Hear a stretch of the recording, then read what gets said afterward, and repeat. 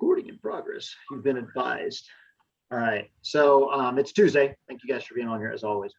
So like I was saying, I'm going to do something a little bit different. I I had the opportunity to talk to somebody today who had some great insight into, they were talking about small business, so developing a small business. But a lot of times when I hear people talk about things, I think about it in terms of how it affects our team, right? Like how all that happens. Michelle and Sally and Jen, all of you guys' involvement, specifically, I know Michelle and I know Jen, you were busy this last weekend, but specifically Sally and Michelle and April on here now, how you guys involved yourself with the team building events that were happening. That really like stuck in my head when this person was talking about this whole diagram of how things happen, like how to really build a team or how to really connect and all that kind of stuff. So I'm going to go over this and I'm going to kind of give it to you. I didn't put it on my computer because I could have, but it's kind of imagine a pyramid, right? So that's an easy one for us to kind of picture in our head. And on the bottom rung of that is it talks about the absence of trust. Okay, so imagine the bottom pyramid and the big all the way across the bottom says absence of trust, which is the biggest building block that, or certainly the first building block that we have in establishing anything, right? Whether it's sales, whether it's coaching, whether it's a family situation, a problem with a family member or something like that. A lot of that is just establishing a level of trust, right? Like, why do they trust you, right? What do you have that gives them a reason to have some level of trust with you, whatever that might be? And a lot of us try to jump way up to the sale before we ever establish anything that would say, look, you can trust me on this topic, without having to say, hey, you can trust me, or trust me. I hate that when somebody says that, trust me when I tell you, or honestly. Honestly, I'm going to tell you. I would hope that if you're honestly telling me something, that you telling me, I don't have to have you tell me that you're honestly telling me in order for it to come across. So think about trust, right? So Michelle, I use Michelle as an example. Michelle has a base level of trust with someone when she's talking about weight loss, right? Because she's had a huge experience with that and isogenics and how that works, right? Sally has a great level of trust with a lot of her clients that have been coming to her for a long period of time because they know her, right? It's like, oh, Sally knows what she's talking about when she's talking about, cool sculpting or any of this other stuff because they know her. And so developing that level of trust, and that's like that tier one of your circle, of your family circle, whatever. However, a lot of times that level of trust is in a very specific category, right? So Michelle, and you don't have to answer this, but how many people that you know are their family friends that have refused to sign up with isogenics, right? Quite a few, right? Because she has a level of trust with that family group on a specific topic, and it may not yet be with what she knows about nutrition, right? So they're looking at you, they trust you on this level, but they don't really know if they should trust you on that level, right? Because, and I can tell you that from my experience, it's taken me a long time to get certain people to come on board with me because I was a cop for 21 years. What the hell do I know about nutrition, right? You've always been in shape. What do you know about nutrition? What do you know about weight loss? You've always run and you've always done things. What do you know about this, or what do you know about that, right? So you've got to recognize that level of trust as a barrier, one, and then you have to recognize that level of trust has layers. So you might think, well, my X, whatever this number is, this person is, or this family member is, should trust me because I've always been trustworthy to them. But they trust you on topics, right? And people don't want to tell you that, but it's true. So you've got to establish yourself as being trustworthy on those different topics. And how do you establish yourself being trustworthy? being consistent, talking about it, going out of your way to give free information and, all those things, right? Oh, it tastes amazing. Really? You're selling this shit. How do I know it tastes amazing? Right? You're just saying that because you're selling. Okay. So there are those different levels of trust that are impacted. Now, take that to the next level. You've got somebody who you've signed up, who trusted you to get signed up, and they need money. You know that they could use some cash, but they don't want to promote the product. They don't want to do the business. Why? They don't trust you on that topic, right? They say they do, but they don't. They may not, and it may not be the only reason, but they may not trust themselves that they can do it. But it's still a foundation of a hurdle that you need to get over. Michelle, you can do great things with this business. Sally, Jen, April, Marielle, and Diana, you guys can all do great things with this business. Does that sound valuable? Maybe. It's coming from Brent. I don't know. You trust me that I'm telling you that? Or are you in the back of my mind thinking, well, he's just saying that because if I do well, then he does. Right? Seriously, right? Those are all things that you have to recognize that are in people's heads. And again, it comes down to that trust level. So when you're talking to people, especially people that you can't assume that they're going to jump in with you.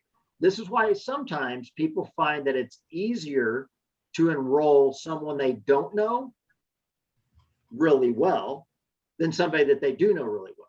Because somebody that you don't know really well may jump to trusting you on that topic when you're like, wow, they're like just signed up and they don't really know me at all.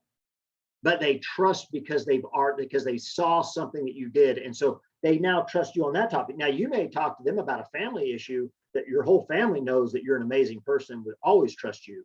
But they're like, yeah, I'm not talking to you about that. Right? Because they trust you on a different level. So recognizing trust and assigning that and understanding, categorizing that trust is really important. And understanding that even though somebody might trust you on one topic, they may not trust you on another. And understanding that you've got to bridge that gap somehow.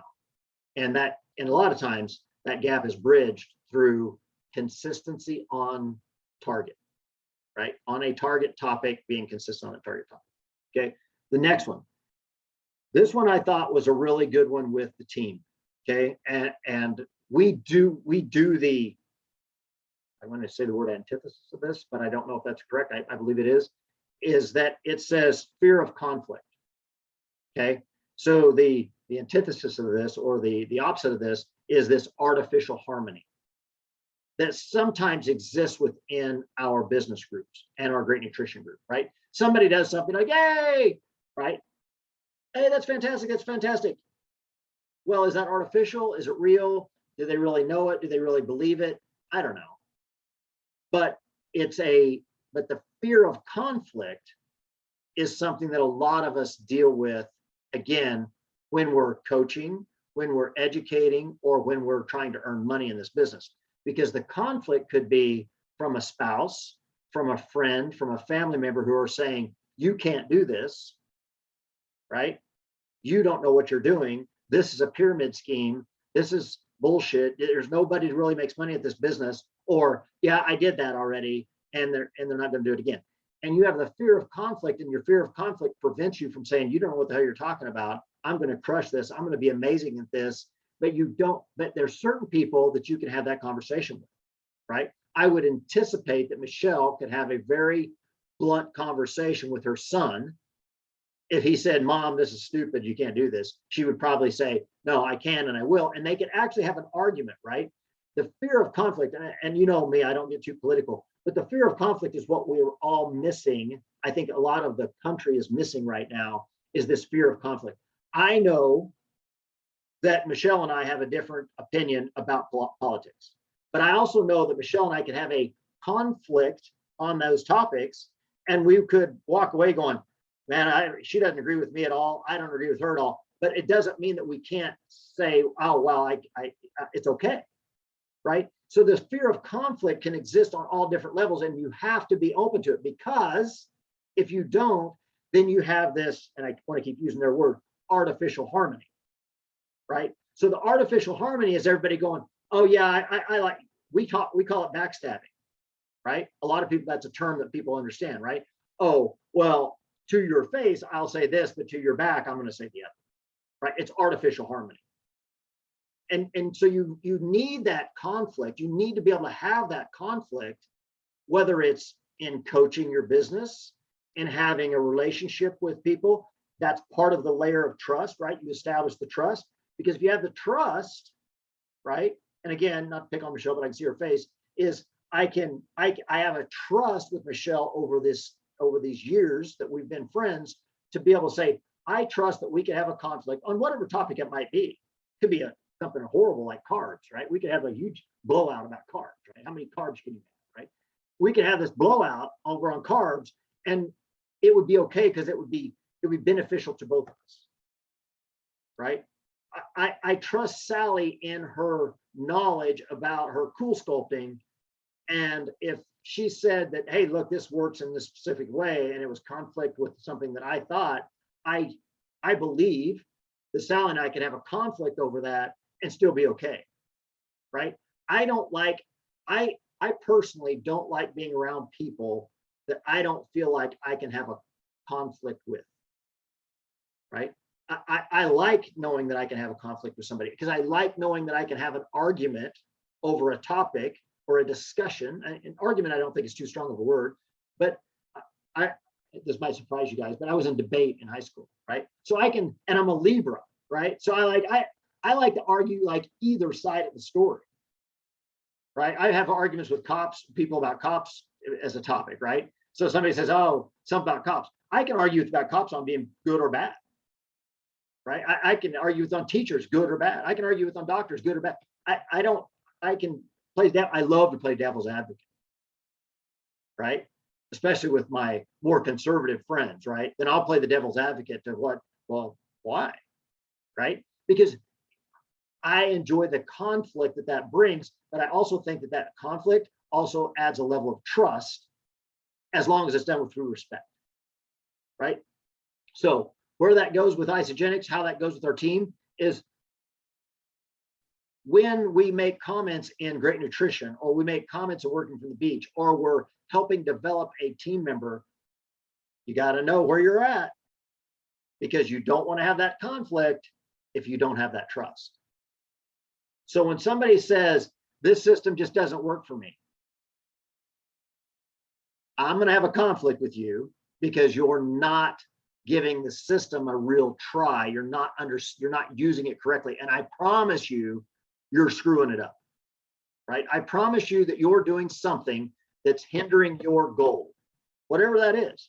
Now, do we have enough trust that we can actually have an honest conversation about that? And that conversation is that conflict. Can we have that? Or do we not have that trust? Because if I don't have that trust, I can't have the conversation, because I know that they're not going to believe what I have to tell them, right? It's going to be the shakes caused my whatever, right? It's going to be that the ionics made me see triple, right? It's going to be something that's going to be the problem of the product, and I can't have the argument with them because they don't trust it. That's why if it was somebody that Jen enrolled and they say this, I'm going to, and I would encourage you guys to do the same, is to reach out to the person that sponsored them, find out, do they have a good enough relationship with them that they can have that conversation? Because maybe they don't either, right? Oh, that's my sister, and she didn't want to do this from the beginning. I talked her into it.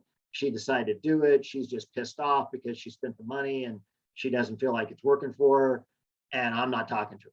All right, she's done, right? Just check her off, check the box, walk away, because you don't have the level of trust, so you can have the conflict. Okay. So again, that moved up to the second pillar. Okay. So the third pillar on this is, I'm facial ID recognizing. All right. The next one is lack of commitment. Okay.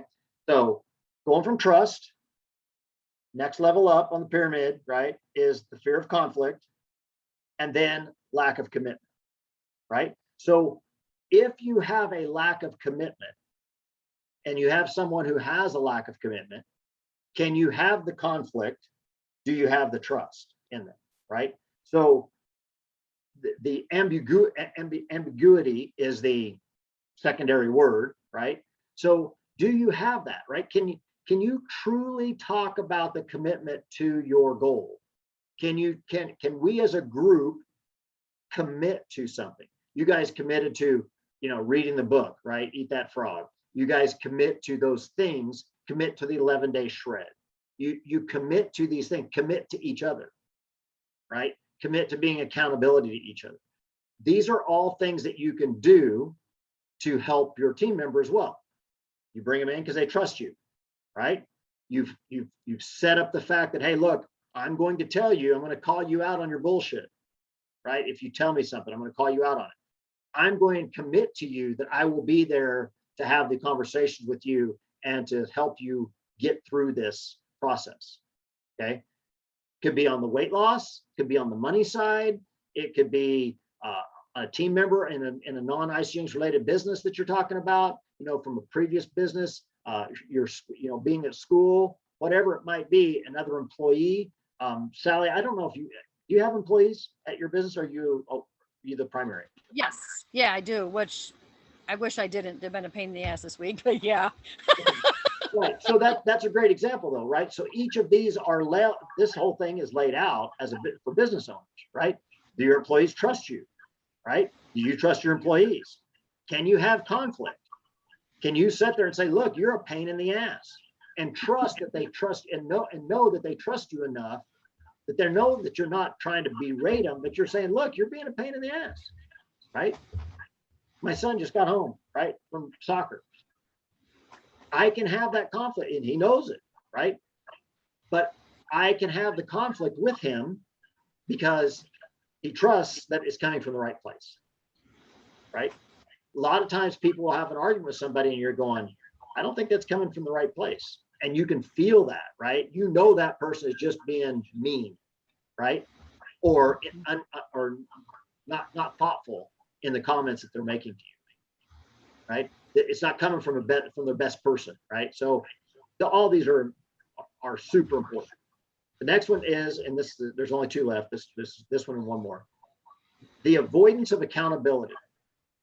So within your business, Sally, and within your employees, think about that. The avoidance of accountability. Is it from you? Like, do your employees feel like that you're not being accountable? Do you feel like they're not being accountable? Are you assigning blame? Are they assigning blame? And even though you're thinking, no, I'm totally accountable, I'm not assigning any blame, and they're going, yeah, she's not accountable and she's assigning blame. So you've got to recognize where that's coming from, right? And same thing here. Think about an isogenics, think about the business, the avoidance of accountability. I saw a post the other day, and I know it wasn't any of you guys, obviously, that made it, but the person made a comment about the fact that they were that they didn't want to give up carbs, or they didn't want, they still wanted to eat this and they still want to eat that. It was a pretty lengthy post. It was well, I mean, they put a lot of effort into an excuse, but there's an avoidance of accountability there, right? Like, I still want to do all the things that I do. I just want a different result, right? I still want to drink my beer. I still want to eat my potato chips. I still want to do all these things. I don't really want to go out and work out. I really don't want to stretch. I don't want to do all these things, but this system doesn't work, right? And it's an avoidance of accountability. And again, you got to bring that back down the tree, right? Is it a lack of commitment? Probably. Can you have the conflict? Probably not, right? Why? Because there's no trust. So when that person made that comment about how, I think it was like potatoes or something, they want to eat potatoes or something. And I'm like, yeah, I don't have the trust with you. Don't have the trust with me. So I can't say, yeah, well, are you not willing to do, and one of you, and I think Michelle's the one that said it, something about, doing my fitness pal. I ain't doing my fitness pal. Why? Lack of accountability, right? Nobody wants to be accountable. If people won't do my fitness pal, that's just an example, they don't want to be accountable. People won't do leader in action. Why? They don't want to be accountable, right? Whether it's the nutrition or the business side, it still comes down to lack of accountability, and they don't want to be accountable. And that's okay. I'm not here to judge you that you're going to, but I can tell you that the chances of you winning or losing are highly dependent upon your desire, your willingness to be accountable and committed. Okay. And you're going to have to be okay with conflict, right? Those conversations, and you've got to trust somebody to get there, right? So you move through that, right? Do they trust you? Can we have an honest conversation? How many people you ask that question to? Can I have an honest conversation with you? And they say yes, and then you tell them, and then they're mad at you for a month, right? Yeah, you can have an honest conversation with me as long as it's what I want to hear, right? Because if you're going to tell me something I don't want to hear, I ain't in it, right? And that's that accountability piece, and that's that avoidance of accountability, because people will avoid accountability all day long. And low standards is generally what people assign for themselves, right? They set the bar low so that they feel like they're being accountable. You're not being accountable, right? If I drink the shake, then I should lose the weight. Well, no. If you drink the shake and you pay attention to the rest of your food, then possible, right? But just drinking the shake's not going to do it, right? Just going for a walk isn't going to do it. How many people have done that? You guys have got. Well, we all have the 1.1 mile walk, right, going on. So I did the 1.1 mile walk for 11 days, and I didn't lose my weight, right? What? Because you set the bar so low, you set your standards so low that you're wondering why it didn't happen. I used the nutrition for 2 months, and it didn't get to my goal, right? I took the elixir, took the collagen for a month, and I didn't see any changes because you set the standard so low that you didn't make it. It didn't happen, and you've got to be willing to continue. I got to tell you guys, I noticed the other day, and I'm going to go back. I need to go back and find my original picture that I did. I was doing something. I was shaving, and I was like, my skin just still feels like it still feels better than it did, right? Like it feels better. And I think it's got to be because it continued with the collagen, right? And so I truly believe that it's continued to improve over 3 months or however long it's been. So, but you've got to set your standards higher, okay?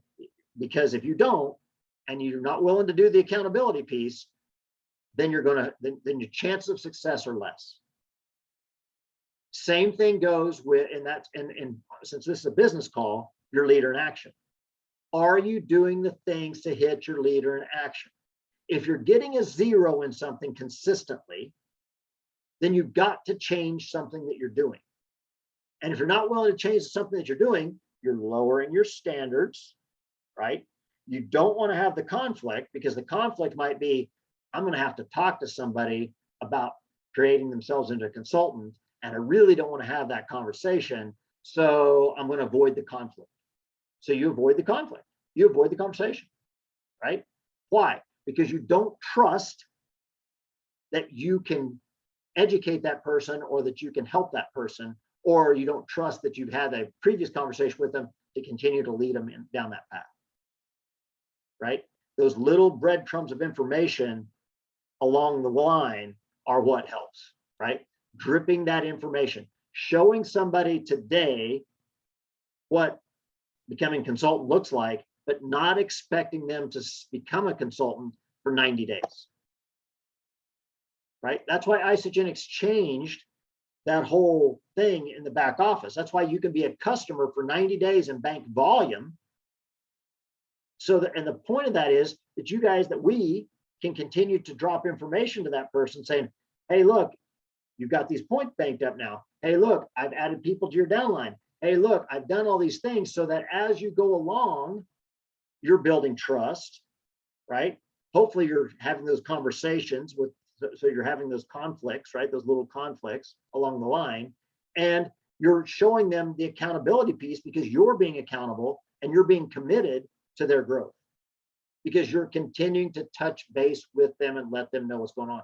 Hey, Michelle, you have 5 people under you now. Hey, Michelle, or hey, Jen, I just added to a new person on your team. I know you're just a customer, but I just want you to see that this is kind of cool. I just added Michelle to your team, right? If you should ever decide, or you know someone who's interested in the business side, this is how it works, right? Jen, I know you're not interested in the business, but just so you understand how this works, in case you talk to another network marketer, I've added 5 people to your downline. What? Oh, well, yeah. And I know you're not interested, but if you ever talk to somebody that's in network marketing and they say that their team isn't really helping them grow, what I'd like for you to do is ask that person that you talk to that's in network marketing and ask them, does their team continue to grow if they're not doing anything? And when they say no, refer them to me because I can show them it works on that's how we do it, right? That's a great ask. Actually, I really like that. Let's start with that one. So that would be a great ask to ask someone is to say, hey, look, you know what? I've added 5 people to your downline. If you know someone who says that their team isn't growing, or that if they don't do anything, their team doesn't grow, that would be a great referral to me. Because you want someone who's already doing network marketing to talk to them. Okay. All right. Last one. Inattention to results. Okay. Inattention to results. Sally is saying that her employees are being a pain in the butt. Inattention to results. Do we, and I am bad at this. I want you guys to know that I am bad at this. I do not always recognize people for the things that they accomplish, mostly because I'm a very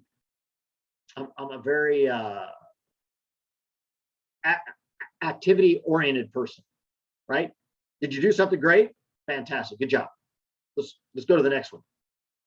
Instead of taking that moment to go, holy crap, seriously, you did that. That is really, really cool, right? There's some people on our team that are really good at it, right? Really recognizing someone who does something. You know, recognize somebody when they lost that 3 pounds, right? Really, you know, slathering them with compliments, right? You did what? You got your first, I can tell you this, I'm terrible at this. You got your first cycle. You made $54. You cycled. We don't, as a team, probably because I don't as team leader, do enough of that recognition of that person who cycled once, twice, you know, some of those small things. We created their first consultant. Those are all really, really big things that we as a team should be better at. And I, as in leadership, should be way better at, and I'm not. And I know that. I know that. I was that way even as a supervisor on the police department. You know, people they do great things, make great results. Well, yeah, that was your job. Good job, right? Because that's been my mindset. Right? I just haven't been like the pat on the butt kind of guy.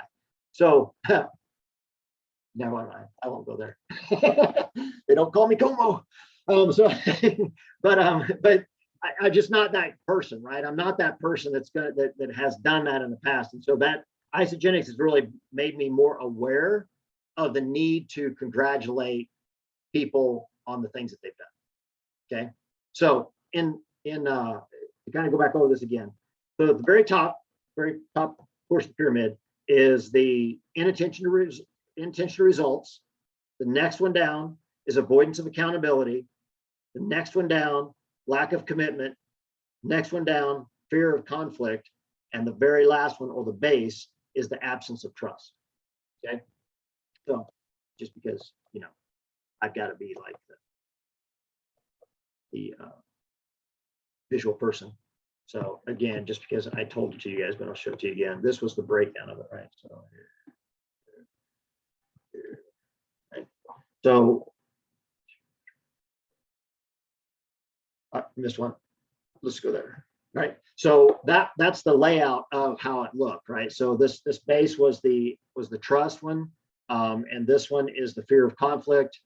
This one is the lack of commitment, the avoidance of accountability, and then the final is the inattention to results. And all of these things are important, even within your business. So Sally, in your business, are you recognizing your employees when they do good things, right? Or are you like, yeah, you showed up on time, you're supposed to, right? But do you recognize them for that, right? Do you recognize them for, reaching out and making a couple good contacts with previous clients? Or are you, again, and I'm, the person that's saying it, just saying, well, that's your job. You're supposed to do that, right? Because those recognition of results are what a lot of people miss out on. Because how many times do we tell somebody, hey, and I'm guilty of this, even especially with Zach, right? Like I say, hey, go do this, this, this. And then when he does it, or he does it several times, then I go, well, that's what he's supposed to do. Instead of going, hey, man, good job. Glad you did that. Thank you for doing that. Recognizing those results and being aware that circles back down to the bottom and brings up more trust, right? Because when I recognize the results, I've established another layer of trust, right? I have probably avoided some conflict. I have hopefully encouraged them to be more committed and being more consistent with their activity, right? So I can help that work, right? I can help that work by identifying each of those. Okay. So I hope that was beneficial, you guys. I thought it was cool when I was talking to the person, but all of these things are relevant, and I'll bring this back together. All these things are relevant when we're talking about enrolling new team members or coaching existing team members. Because we'll bring somebody in, I'm guilty of this, bring somebody in, hoorah, hoorah, they do some good stuff, and they do it a couple of times, and then it's just like, forget about it, right? Because I'm off to the next person trying to help them instead of going back, and this is where Penny helps, right? I go back and I go, hey, good job, right? Thank you for being a great customer. Thank you for continuing to order. Thank you for your recent enrollment. Thank you. I saw that you helped somebody become a consultant. That's super cool. Do you have anybody that I can help them become a consultant also? Right? Jen, right? Great job. Love the fact that, here's an easy one. You guys get on the call. The faces that are on this call every Tuesday for the most part. And I always tell you guys, thank you guys for being on the call on Tuesday, but I truly mean that. Like I really, really do mean that. Because you guys get on the call, and I know that what's happening is that there's some information that's getting through, and some of that information is being retained. And of course, that information then leads you to the ability to take action. And when you take that action, it's going to, guaranteed, going to increase your business, right? Because the people that are on the call are the people that they're doing the activity. And if you're doing the activities, things are going to happen, because this is, nobody likes to say it, but this is a huge numbers game. And you've got to bring in massive numbers of people in your organization. And as more people come into your organization, you've got to help them duplicate. Because if you try to do it all on your own every single day, every single week, it's never going to, it's going to be money, but it's not going to be big money. The big money in this organization, the big money in this business comes from the same as, and people can call it whatever they want to call it. Doesn't matter what it is. I can talk about Sally's business, right? I can talk about Michelle's, I can talk about being a teacher. How many people can you teach, Michelle? Adequately in school every day. In one class? Yeah. 40. Okay. Sally, how many people can you service in one day? Depending on what they do, possibly 6 to 10. 6 to 10. So call it 10, right? So Okay. Everybody has a number of how many people that you could do. Now, Michelle, how effective, right? How big would your school be if you were the only teacher? It'd be 40 people. 40 people. It'd be 40 people, right? Yeah. So that's 40 people times how many classes a day, Michelle? Tell the truth. I don't know. I mean, I'd have them all day.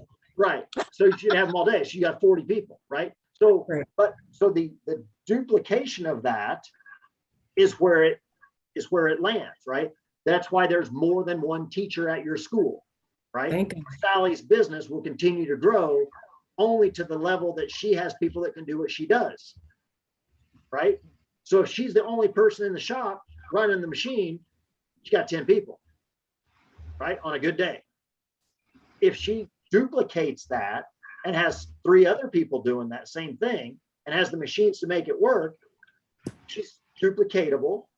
And now she's going to grow her business bigger. It's the same thing with this business.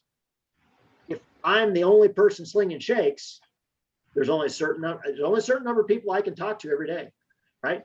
I can talk to you about your macros, set you all up, get you all set up, get you ordered, talk to you about how to shake your shake, how to drink it. You need 5 ice cubes. You need 8 ounces of water. I can only have that conversation a certain number of times per day. But, and our overall organization, and I throw this number out, but to you guys, I'll let you guys know this, right? We're at like almost at 32,000 people on the team, right? But of that 32,000 people, only about someplace around 20% actually order on a regular basis. So, but even that, right? Think about how could I have a contact with 6,000 people a day? Right? I can't do it. So you've got to have other team leaders doing those conversations. And that's where the business comes from. So as you're helping your team members, as you're helping grow your team, understand that you're growing it with the goal in mind of being duplicatable. Because right now you can talk to the 5 people that you know that you've enrolled and you've gotten started. But when that 5 becomes 5,000, it's going to be more difficult. Right? So that's why it's so important that when you guys are on the call and you guys are helping grow the community and helping grow the culture of the team and I see you guys posting great nutrition. I see you guys posting working from the beach. Why that's all so important is because that's the duplication that I can't do. Right? Because I know that if somebody talks to anybody on this call, they're going to have the same overall experience because we're all talking about it from the same mindset, right? All right, that's what I got, you guys. That's what I got for this evening. Hope it was valuable. Any questions on any of it? No, but I was going to comment that you were on the debate team. So you got me on that one. And you kept saying conflict, but can we replace that if needed by like difference of opinion kind of thing? Say that again. Your less teaching was about conflict. Mhm. What were you saying? What was the phrase? Fear of conflict. Yeah, fear of conflict. But you were saying we can have a conflict, but I feel like that's a little bit negative connotation versus saying we can have a difference of opinion and, you know, talk about that. And then you said one other thing that I think it's worth reinforcing, that, you know, having casual conversation or like not deep conversation. What did you say? Information exchange. Well, I talked about it with harmony, something about harmony, like fake harmony or something. Yeah, artificial harmony. Yeah, artificial harmony. So, and yeah, I think that does definitely prevent real trust from being developed, because you're just like, you know, how's the weather, blah, blah, blah. Not like, how's your marriage? How's your kids? You know, like deeper stuff that you can really relate and become more vulnerable with each other. And that does create trust and respect. Yeah. And that's something that even as a team, right? Like, you know, when we talk about things like, you know, do you know what's going on in somebody's life? Right. Do you know what is happening within your team members' lives? Right. Do you know how their kids are doing? Do you, and that becomes recognizing the limitations on that. How many people can you really know everything that you need to know about? Right. And it becomes, it's a limiting, right? It is somewhat limiting because there's only a certain number of much brain power that you can put in your head when somebody says, I mean, how many of you have seen a post on a Facebook page, right? and somebody's pouring their heart out on Facebook, and you're like, ooh, that's too much.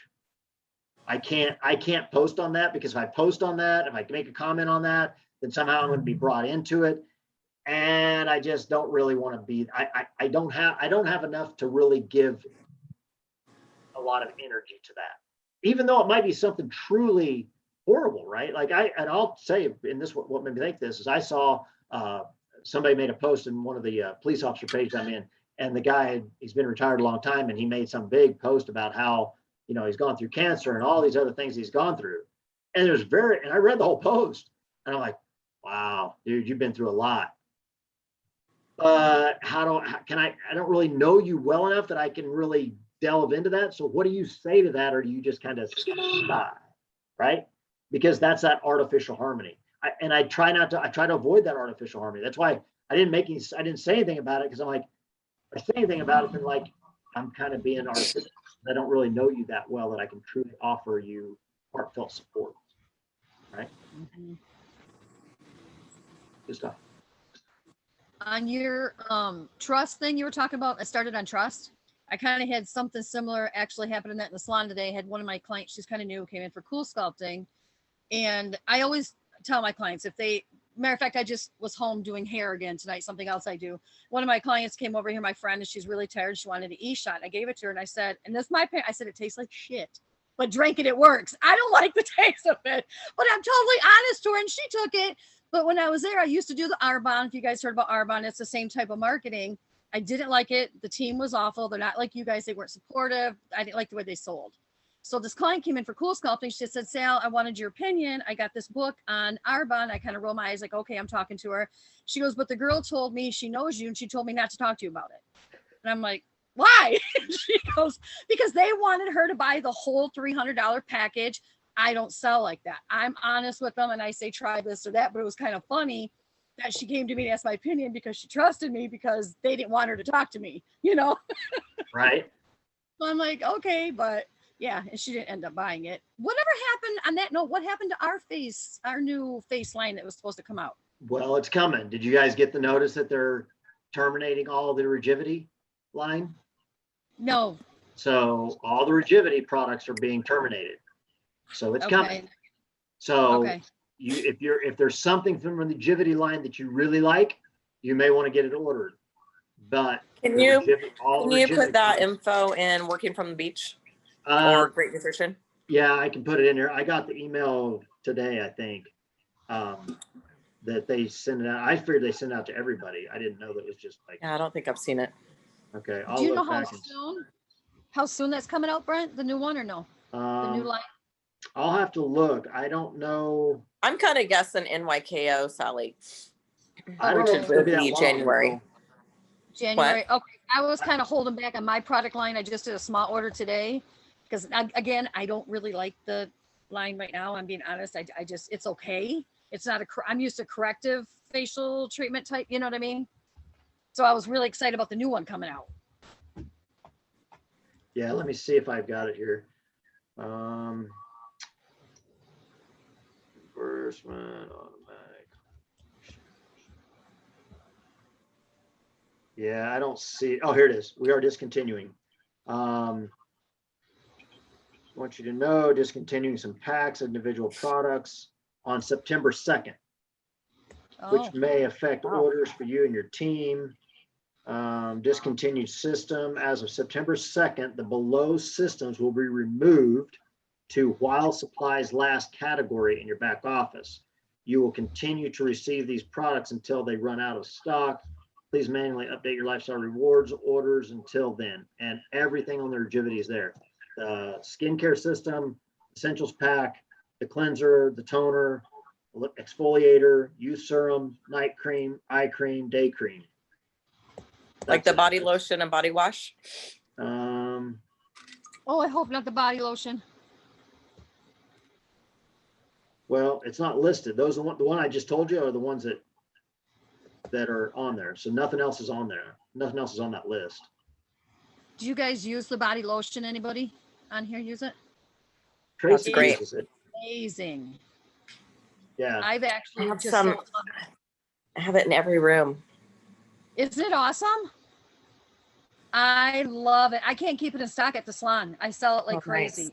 It's awesome. How much do you sell it for? Just curious. 24. Nice. Is that right? Isn't that what we buy it for on the thing? Is that what I we thought pay it was for? like 18 or 16, something like that. But Oh, is you it? sell it- Oh, they you don't sell it blend- for our cost or you mark it up? I thought we paid 22 or something for it, and I was selling it for Maybe. 24. Yeah, maybe. Okay, I don't know. Yeah, but they love it. Okay. Well, I will, I'll copy and paste this and make sure everybody knows that it's happening there. Okay.